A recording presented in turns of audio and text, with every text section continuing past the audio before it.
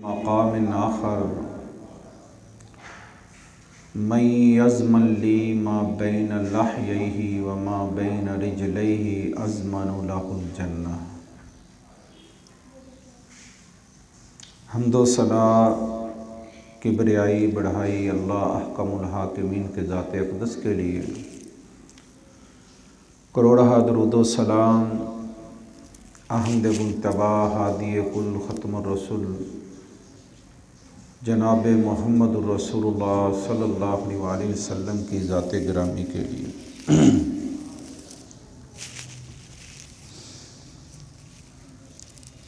قرآن مجید فرقان حمید میں سے ایک آیت کریمہ تلاوت کی ہے اور صحیح بخاری اور مسلم سے 2 احادیث مبارکہ بیان کی ہیں۔ اللہ سے دعا گو ہوں کہ اللہ ہم سب کو قرآن اور نبی کے فرامین پر عمل کرنے کی توفیق عطا فرمائے۔ اللہ تعالیٰ نے بے شمار نعمتوں سے نوازا ہے۔ ہم اللہ تعالیٰ کی نعمتیں شمار کریں تو نہیں کر سکتے۔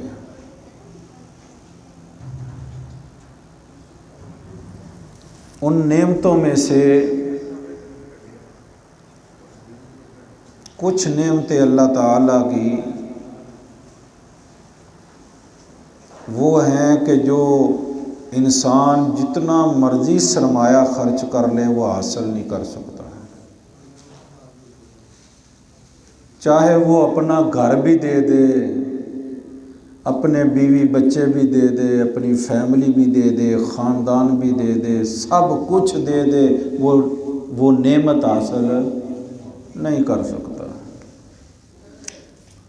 ان میں سے ایک نعمت کا ذکر کر رہا ہوں، وہ ہے زبان۔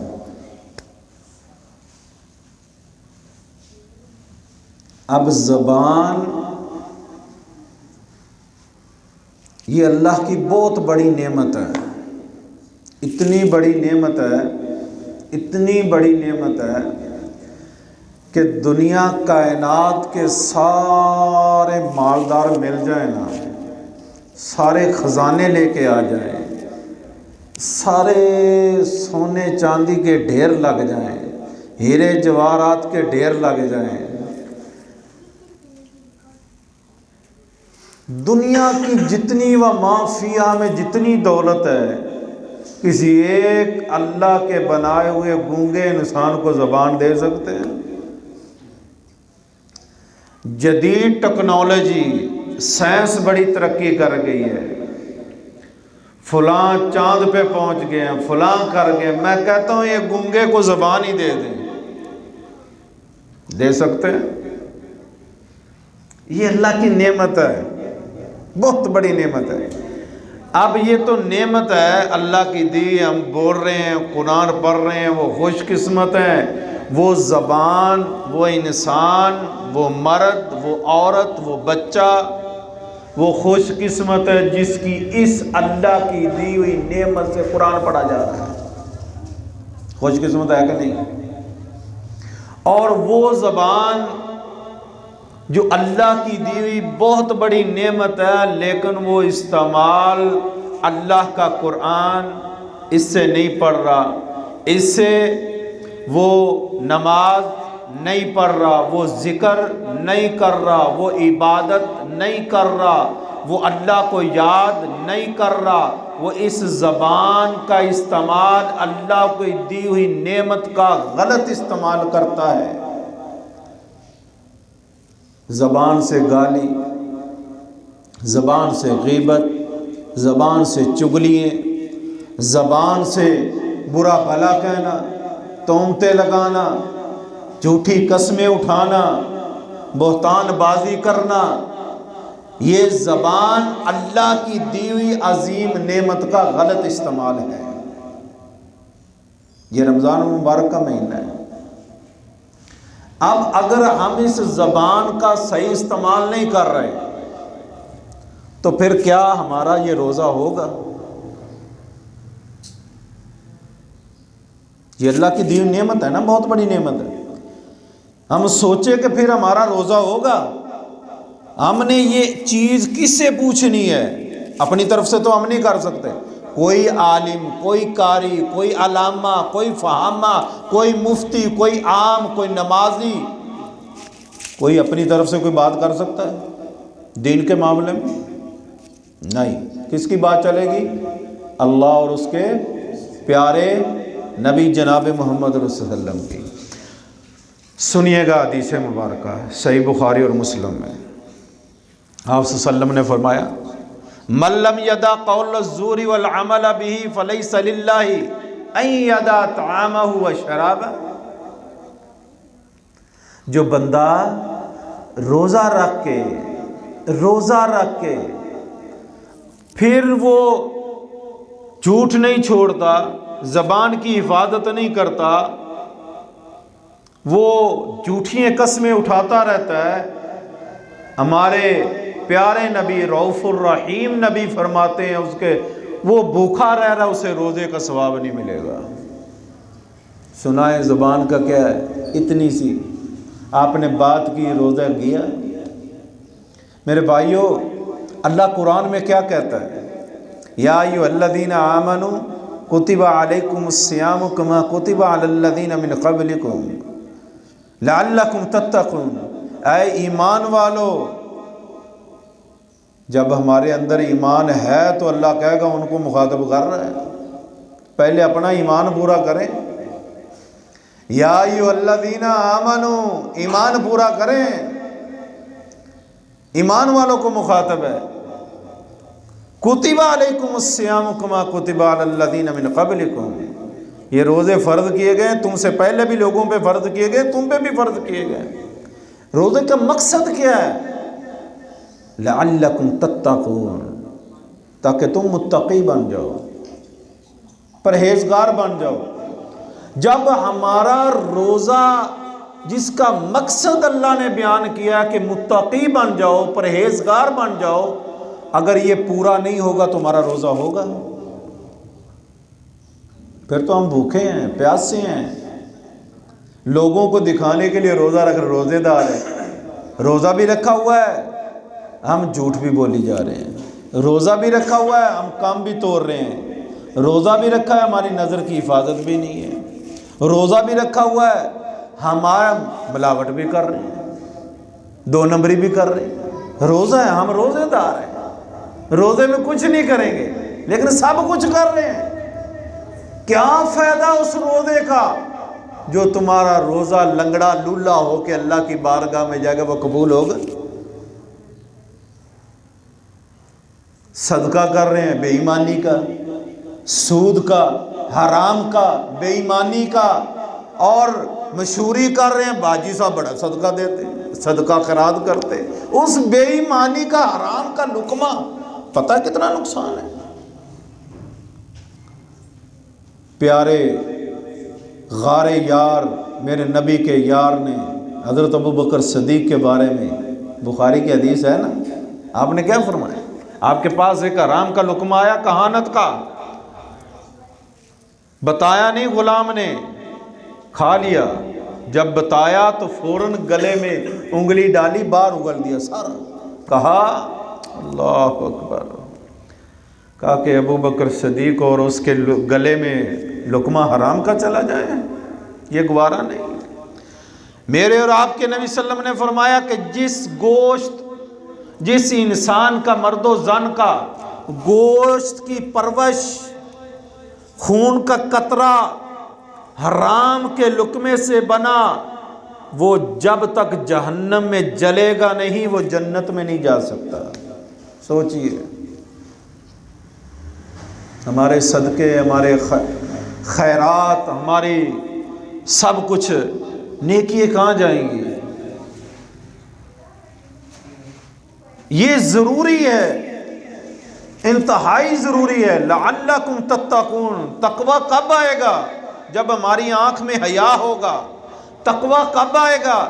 جب ہمارے کانوں میں اللہ کی اور اللہ کے نبی کی بات پڑے گی، گانا، موسیقی، غلط چیزیں ہم کانوں سے نہیں سنیں گے، تب ہمارے اندر تقوی آئے گا۔ تقوی کب آئے گا؟ تقوی تب آئے گا جب ہم ہاتھ سے تولیں گے بھی پورا اور ماپیں گے بھی پورا۔ ماپنے کے کیسے لوگ کرتے ہیں؟ گاز سے کپڑا کام دینا، ٹائٹ کر کے کھینچ کے کرتے ہیں۔ اللہ اکبر، اللہ اکبر۔ قوم شعیب پر عذاب اسی وجہ سے آیا تھا نا، کم ماپ اور تول میں۔ قرآن کا مطالعہ کیا کریں، قرآن کا ترجمہ پڑھا کریں، آپ کو پتہ چلے۔ تو ہم کم تولتے بھی ہیں، ماپتے بھی ہیں۔ تقوی ایسے نہیں آتا۔ تقوی کسی کو برا بھلا کہنے سے نہیں آئے گا، گالی دینے سے تقوی نہیں تمہارے اندر آئے گا، خشیت نہیں آئے گی۔ جب تک تمہارے اندر عاجزی نہیں ہوگی، تمہاری زبان کی حفاظت نہیں ہوگی، میرے بھائیوں، تمہارے اندر تقوی نہیں آئے گا، اللہ کا ڈر نہیں آئے گا، خشیت نہیں آئے گی، خوف نہیں آئے گا، اللہ سے محبت نہیں ہوگی، نبی سے محبت نہیں ہوگی۔ نہ میرے نبی نے کبھی گالی دی، نہ میرے نبی کے صحابہ نے کبھی گالی دی۔ جب ہم اس نبی کے ماننے والے ہیں، اس نبی کا کلمہ پڑھنے والے، ہماری زبانوں سے کیوں جھوٹ نکلتا ہے؟ کوئی مائی کا لال بتائے کہ میرے نبی نے کبھی جھوٹ بولا ہو؟ تمہارے اندر کیوں جھوٹ ہے؟ کبھی میرے نبی نے کسی کے ساتھ بے ایمانی کی ہو، امانت میں خیانت کی ہو؟ بتاؤ میرے بھائیوں۔ ہم اسی نبی کا کلمہ پڑھنے والے، ہم اسی نبی کے اسوہ حسنہ پہ چلنے والے۔ کبھی میری نبی نے کبھی کسی موقع پہ کسی پہ ظلم کیا ہو، کسی پہ زیادتی کی ہو، کسی کا حق کھایا ہو؟ اللہ اکبر۔ ہمارے اندر کیوں ہے؟ ہم دین سے دور ہو چکے ہیں۔ ایسے تقوی نہیں آئے گا، ایسے پرہیزگاری نہیں آئے گی، ایسے روزے کا مقصد پورا نہیں ہوگا۔ روزے کا مقصد یہ ہے لعلکم تتقون، تاکہ تم متقی بن جاؤ، تمہارے اندر ڈر ہو، اللہ کا خوف ہو، اللہ کی خشیت ہو، نبی کے طریقے پہ چلنے کا تمہارے اندر شوق اور رغبت ہو، تب تمہیں یہ چیز ملے گی۔ تمہارے روزے کی لذت آئے گی، تمہیں عبادت کا مزہ آئے گا، تمہیں نماز میں مزہ آئے گا، تمہیں صدقہ دینے میں مزہ آئے گا، تمہیں قرآن پڑھنے میں مزہ آئے گا، تمہیں میرے بھائیو تہجد پڑھنے میں مزہ آئے گا، تمہیں اشراق پڑھنے میں مزہ آئے گا، تمہیں پڑھانے میں مزہ آئے گا، قرآن پڑھنے اور پڑھانے میں مزہ آئے گا، سننے اور سنانے میں مزہ آئے گا، تمہیں تعلیم دینے اور دلوانے میں مزہ آئے گا، تب مزہ آئے گا، تب تمہارے اندر تقوی آئے گا، وگرنہ ایسے تقوی نہیں آئے گا۔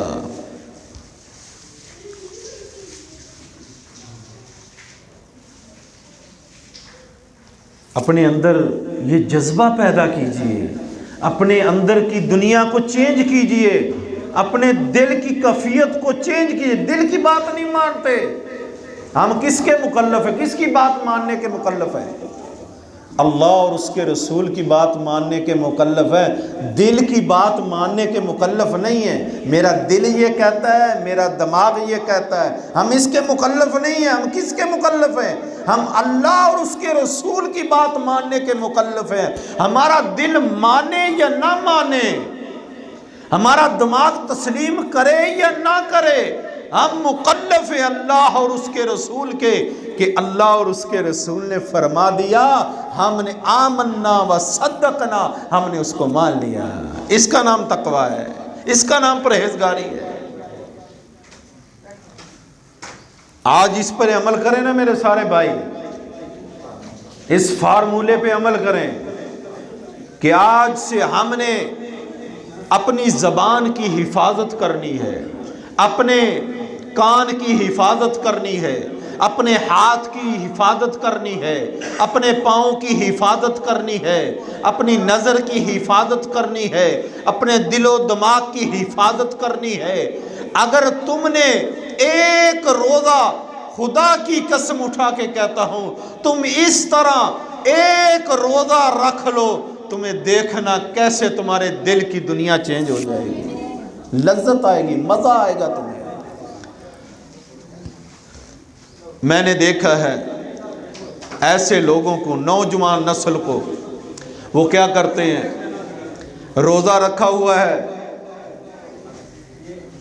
اپنے دوستوں کے ساتھ کرکٹ کھیل رہے ہیں یا کہیں اور محفلوں میں ہیں، تو وہاں پہ دوستوں کے ساتھ روزے کی حالت میں گالی بھی دے رہے ہیں۔ اللہ اکبر، ایک دوست دوسرے کو گالی دے رہا ہے، گالی دے کے مخاطب ہوتا ہے، یہ روزہ ہے؟ ایسا روزہ نہ رکھیے، کوئی فائدہ نہیں میرے بھائیو، ایسے روزے کا کوئی فائدہ نہیں ہے۔ اللہ کے نبی صلی اللہ علیہ وسلم نے فرمایا کہ اگر روزے دار سے کوئی بندہ جھگڑا بھی کرے، کوئی بندہ جھگڑا کرے روزے دار سے، تو روزے دار کیا کہے، انا صائم، میں روزے دار ہوں، میں روزے سے ہوں، میرا روزہ ہے۔ یہ تقدس ہے روزے کا کہ روزے دار کی زبان سے پاکیزہ الفاظ نکلیں، اچھے الفاظ نکلیں، غلط الفاظ نہ نکلے روزے دار کی زبان سے، روزہ چلا جائے گا۔ روزے دار کی نظر کی حفاظت ہو، روزہ صحیح ہے۔ اس لیے میری یہ تمام بھائیوں سے، بڑوں سے، چھوٹوں سے، عورتوں سے، بچیوں سے، بچوں سے یہ التماس ہے، یہ نصیحت ہے، جس طرح کہ ہمارے نبی نے نصیحت کی، میرے نبی نے واعظ کیا، سمجھایا۔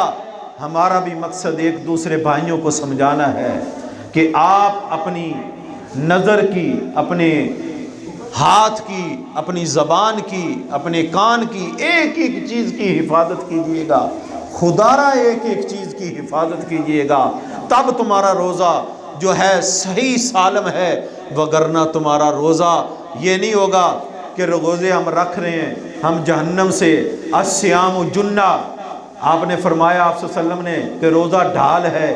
ڈھال کب بنے گا؟ جب صحیح معنوں میں روزہ رکھیں گے۔ روزہ کب سفارش کرے گا؟ الصیام والقرآن یشفعان للعبد یوم القیامہ، روزہ سفارش کب کرے گا؟ جب روزے کو روزہ سمجھ کے رکھیں گے، صحیح معنوں میں رکھیں گے روزہ، تو پھر روزہ سفارش کرے گا۔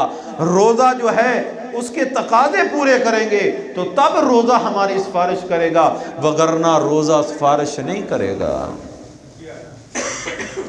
اس لیے آج اس پاکیزہ جگہ پہ اللہ کے گھر میں بیٹھ کے، اور یہ وقت قبولیت کا وقت ہے کہ افطاری کا ٹائم ہے، اور اس میں اللہ دعائیں قبول کرتا ہے، اس میں اللہ سے دعا کریں، اپنے دل میں تہیہ کریں کہ اللہ ہم آئندہ سے جو تیرے نبی نے فرمایا، جو تو نے کہا، اس کے مطابق، اس طریقے کے مطابق اللہ ہم روزے کو مکمل کریں گے، ہم ایک ایک چیز کی حفاظت کریں گے۔ اللہ تو ہم سب پہ راضی ہو جا۔ اے اللہ ہم گناہگار ہیں، اللہ ہمیں معاف فرما۔ دعا کریں، قبولیت کا وقت ہے۔ اللہم انی اسألک بأن لک الحمد لا الہ الا انت الحنان المنان بدیع السماوات والارض یا ذا الجلال والاکرام یا حی یا قیوم انی اسألک اللهم صل على محمد وعلى آل محمد كما صليت على إبراهيم وعلى آل إبراهيم إنك حميد مجيد اللهم بارك على محمد وعلى آل محمد كما باركت على إبراهيم وعلى آل إبراهيم إنك حميد مجيد ربنا ظلمنا أنفسنا وإن لم تغفر لنا وترحمنا لنكونن من الخاسرين۔ اے اللہ جتنے بھی مسلمان بیمار ہیں یا اللہ گھروں میں، اسپتالوں میں، اندرونی بیرونی بیماریوں میں مبتلا ہیں، اللہ ان سب کو عافیت عطا فرما، اللہ ان کو تندرستی عطا فرما۔ اے اللہ ہم بڑے گناہگار ہیں، اللہ ہم بڑے سیاہکار ہیں، اللہ ہم بڑے خطا کار ہیں، اللہ ہمارے گناہوں کو معاف فرما۔ اے اللہ تیری رحمت کے طلبگار ہیں، اللہ اپنی رحمت اللہ اپنی رحمت سے ہمیں سب کو معاف فرما۔ اے اللہ ہماری ٹوٹی پھوٹی عبادات اپنی بارگاہ میں قبول و منظور فرما۔ اے رب العالمین تو بڑا ہی رحیم و کریم ہے اللہ۔ اللہ اپنی رحمت سے اللہ ہمارے روزوں کو قبول فرما۔ اللہ ہماری نمازیں پڑھنا، اللہ صدقہ خیرات کرنا، اللہ قرآن پڑھنا پڑھانا سننا سنانا اپنی بارگاہ میں قبول و منظور فرما۔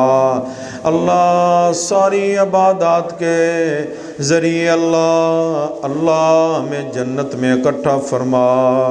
اللہ ہمیں ان کے بدلے اللہ جنت الفردوس میں اللہ مقام عطا فرمانا۔ اللہ ہمارے جو مسجد کے نمازی، اس مسجد کے بانی اللہ اس دنیا سے جا چکے ہیں، اللہ ان کی مغفرت فرما۔ اللہ وہ بڑے میرے اچھے دوست تھے، یا اللہ ان کی مغفرت فرما۔ اللہ ان کے بچے نیک ہیں، اللہ دیکھو کیسے تیرا دین کا کام کر رہے ہیں، یا اللہ ان کی نیکیاں قبول فرما۔ اللہ ان کی یہ ساری محنتیں قبول فرما۔ اللہ ان کے رزق میں، کاروبار، مال جان آل اولاد میں برکت عطا فرما۔ اللہ جو اس مسجد کو آباد کرنے والے ہیں، اللہ ان کے دلوں کو آباد فرما۔ اللہ ان کے گھروں کو آباد فرما۔ اللہ جو اس مسجد اللہ تیرے گھروں کو رونقیں لگانے والے ہیں، یا اللہ جس طرح بھی اللہ ان کے گھروں میں رونقیں عطا فرما۔ اللہ ان کے کاروبار میں دگنی رات چگنی ترقی عطا فرما۔ اللہ وہ تیرے نبیوں والا پیشہ ادا کر رہے ہیں، جس طرح تیرے نبی ابراہیم خلیل اللہ نے، اسماعیل ذبیح اللہ نے، میرے پیارے نبی امام الانبیاء نے مسجد نبوی اپنے ہاتھوں سے بنائی، ابراہیم و اسماعیل نے تیرا گھر بیت اللہ اپنے ہاتھوں سے بنایا۔ یا اللہ جو اس مشن کو چلانے والے ہیں، اللہ نمازیوں کی خدمت کرنے والے ہیں، اللہ تو ان کو ان نیک ہستیوں کا ساتھ نصیب فرمانا۔ اللہ جو اس مسجد کے بانی اللہ وہ بنا کے گئے، اللہ ان کا گھر جنت میں اس سے بھی اعلیٰ بنا۔ اللہ جتنے بھی لوگ یہاں پہ نمازی موجود ہیں، اللہ ان کے صغیرہ کبیرہ گناہوں کو معاف فرما۔ اللہ ان کی روزے عبادات نمازیں صدقہ خیرات قبول فرما۔ اللہ میں گنہگار ہوں، یا اللہ میں سیاکار ہوں، اللہ میرے والدین کو بھی معاف فرما۔ اللہ ان کی قبروں کو جنت کا باغیچہ بنا۔ اللہ جتنے میرے بھائی یہاں پہ بیٹھے ہیں، اگر کسی کا رشتہ دار بہن بھائی جو بھی فوت ہو چکا ہے، اللہ ان کی مغفرت فرما۔ اے اللہ میں بڑا گنہگار ہوں، اللہ میں بڑا سیاکار ہوں، تیری بارگاہ میں التجا کرتا ہوں۔ اللہ اپنی رحمت سے، اللہ اپنی رحمت سے، اللہ اپنی رحمت سے اللہ ہم سب کو جس طرح یہاں اکٹھے اللہ جنت میں بھی اکٹھا فرمانا۔ اے اللہ ہم بڑے گنہگار ہیں، ہمارے عمل نہیں ہیں اتنے کہ ہم جنت میں چلے جائیں۔ اللہ تیری رحمت کے طلبگار ہیں، تیری رحمت سے اللہ ہم جنت میں جائیں گے۔ اللہ اپنی خاص رحمت فرما۔ اللہ ہم گناہگار ہیں، ہمارے بیماروں کو تندرستی عطا فرما۔ اللہ ہمارے بھائی فلسطین والے، اللہ ان کی مدد فرما۔ اللہ ان مظلوموں کی مدد فرما۔ اللہ جہاں کہیں بھی میرے مسلمان بھائی مظلوم ہیں، اللہ ظلم کی چکی میں پس رہے ہیں، اللہ ان کی مدد فرما۔ اللہ کشمیر کے فلسطینوں کے مسلمانوں کی مدد فرما۔ اللہ ان کی غیبانہ مدد فرما۔ اللہ بڑے آرام سے، سکون سے، اطمینان سے اللہ یہاں پہ افطاریاں کر رہے ہیں، کھانے کھا رہے ہیں، سحریاں کھا رہے ہیں۔ اللہ وہ بچے رو رہے ہیں، بھوک سے بلبلا رہے ہیں، ہماری مائیں بہنیں بھوک سے بلبلا رہی، اللہ ان کے اسباب پیدا فرما۔ اللہ ان کے اسباب پیدا فرما۔ اللہ ان کے اسباب پیدا فرما۔